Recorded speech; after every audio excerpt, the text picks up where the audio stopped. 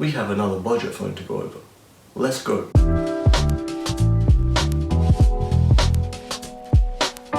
Hey guys, how's it going? TechFix here. Hope you're doing well. And recently, Google announced their Pixel 4a phone, which is their budget-oriented device that is here to combat the iPhone SE and the more recent OnePlus Nord. The phone in of itself isn't anything too remarkable, but as Marquez and many other tech reviewers have said, everything here is really clean and simple. And simple it is, but the good kind of simple.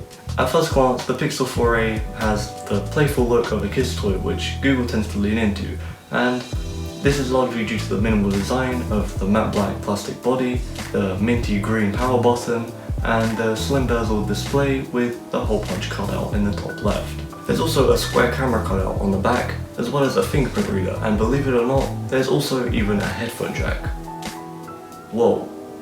It seems like Google has finally gotten the design of this phone right this time around, as there's no weird bezels or notches or foreheads or anything, and the 5.8-inch OLED panel means that it's a pretty decent size without being too big. The display also has a 60Hz refresh rate, meaning that although it's not as silky smooth as on the OnePlus Nord, it still should be pretty nice to use. The screen also has always-on functionality as well, and the Pixel 4a has this new feature called Now Playing, which essentially just listens to what's going on around you, and if it detects any music, it will display on your screen what music is playing. Kind of like Shazam, but even cooler as it's working all the time. But display aside, we all know most people who want a Pixel are interested in the camera area, and it's probably the most impressive part of the device. On the back, in the oddly large square-shaped lump, there's a singular 12.2 megapixel standard camera, and also a flash. It's kind of strange that in that square there's only one camera instead of maybe 2 or 3,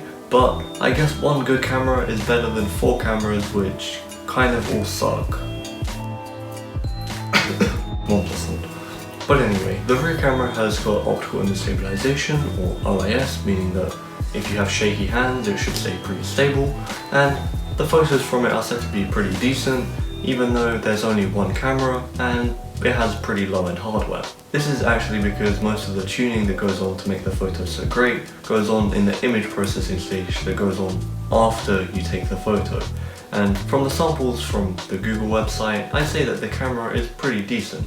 It can do some pretty good blurred portrait shots without having a dedicated telephoto lens on it, and thanks to the image processing, it can also do great low-light shots too, like all the Pixel phones before it. In fact, if you put it on a tripod and then leave it for a few minutes, you can get some excellent astrophotography shots too, again, thanks to that image processing. Without all of this processing, I think that most of the photos from the Pixel camera by itself is probably just potato quality, but Google has some impressive AI, so it's not surprising that it's pretty decent. The front hole punch camera has an 8 megapixel sensor, and although again it's low-end hardware, it can take images which come out pretty decently. Of course, I don't have the Google Pixel 4a myself, so I couldn't really go and test the cameras, but from what other people have said, it's decent, and Pixels have a good reputation when it comes to camera quality, so if you want a cheap phone with a good camera, Pixels are probably a great option.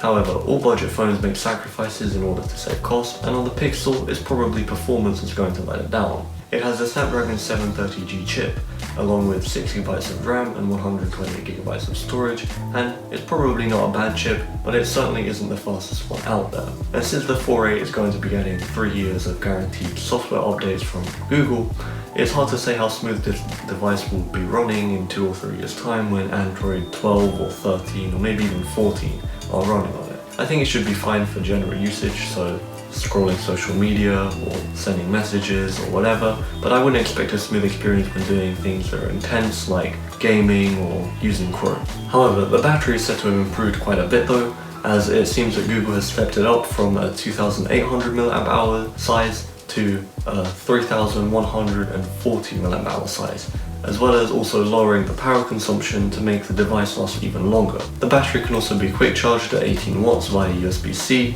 with the included power adapter and cable in the box, which is also pretty good. And that's really all there is to mention about the Pixel 4a. Like I said, it's simple. The specs aren't anything that flashy, and it just seems like a good all-rounded device at a low price of £349. So that brings me to the question, should you actually get the Pixel 4a? Well, you have to first consider the other two main competitors this phone has, the iPhone SE and the OnePlus Nord. If you like iPhones and iOS and don't want to get anything else, the iPhone SE is probably the device for you. It's a great iPhone at £419, which for an iPhone is pretty cheap, and you get a powerful chip along with a decent camera, of course just in an older designed body. However, if you don't mind veering into the Android side of things, the best choices for a budget phone right now are the Pixel 4a or the OnePlus Nord. I'd say that the OnePlus Nord has a better display along with a more premium looking design, but it has slightly inferior cameras even though it has got more of them. The Pixel 4a, however, has a better camera, it's £30 cheaper, and it's also more widely available. And I think that these three things are going to be what makes it more popular than the OnePlus Nord. I personally recommend the Pixel 4a over the OnePlus Nord, but if you care more about the performance or the design or the display than you do the camera, then the OnePlus Nord is also a pretty great option. However, one thing I do want to say is that if you are planning on getting a Google Pixel 4a, then there's a waiting list, so you might want to sign up for that. And in the US, it should start shipping to you from the 20th of August. But apparently here in the UK and probably elsewhere as well, there's even more delays and you're going to have to wait even longer, so that kind of sucks. And that's it for this video. If you enjoyed it, be sure to give it a thumbs up, and if you're new here, be sure to subscribe, as I would appreciate it and it really helps the channel out. This is Textbooks here, and I'll see you guys next time. Peace.